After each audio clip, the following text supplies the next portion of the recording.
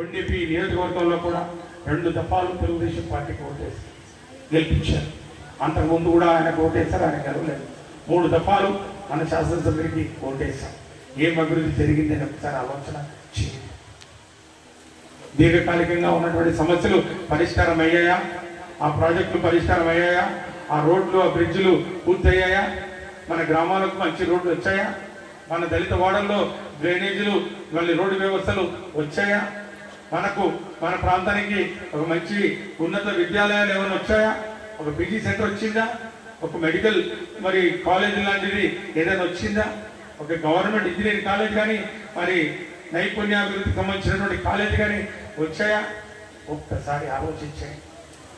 మళ్ళా అభివృద్ధి కావాలనుకుంటే కొండేపి నియోజకవర్గం నుంచి వైఎస్ఆర్ కాంగ్రెస్ పార్టీని గెలిపించి మరి కేంద్ర రాష్ట్రంలో కూడా మరి జగనన్న ప్రభుత్వం వస్తుంది కాబట్టి డబుల్ ఇంజిన్ తోటి ఖచ్చితంగా పరిపాలన గాడిలో పెట్టించే అవకాశం ఉంటుందని చెప్పి కూడా మీ అందరికీ మనవి చేసుకుంటూ ఈరోజు సమన్వయకర్తగా ఎర్రగొండపాలెం శాసనసభ్యుడిగా 2 పర్యాయాలు, సంతృతలపాడు శాసనసభ్యుడిగా 1 పర్యాయం, 3 పర్యాయాలు ప్రజలు ఆశీర్వదించి నన్ను చట్టసభలకు పంపినప్పుడు నేను వారి కోసం పడినటువంటి కష్టం ఆ నియోజకవర్గ అభివృద్ధిని చూస్తే తెలుస్తుందని చెప్పి కూడా మీ అందరికీ మనవి చేసుకుంటాం.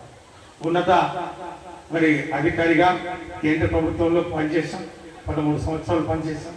ఆ అనుభవంతో, ఈ యొక్క రాజకీయ అనుభవంతో జగన్ నాకు ఇచ్చినటువంటి చక్కటి అవకాశాన్ని సద్వినియోగం చేసుకొని కొండేపిని అభివృద్ధి పదంలో ముందుకు తీసుకోవడానికి నాకు ఒక అవకాశాన్ని ఇవ్వండి చెప్పి కూడా మీ అందరికీ మనవి చేసుకుంటూ 3 నెలలైంది నేను వచ్చి. 3 నెలల కాలంలో జరుగుతున్నటువంటి అభివృద్ధి కానివ్వండి, జరుగుతున్నటువంటి సంక్షేమ కార్యక్రమాలు కానివ్వండి, మరి ప్రభుత్వ కార్యక్రమాలు మీకు అందించే క్రమంలో కానివ్వండి, మరి నేను పడుతున్నటువంటి కష్టం మీరు అందరూ చూశారు. కాబట్టి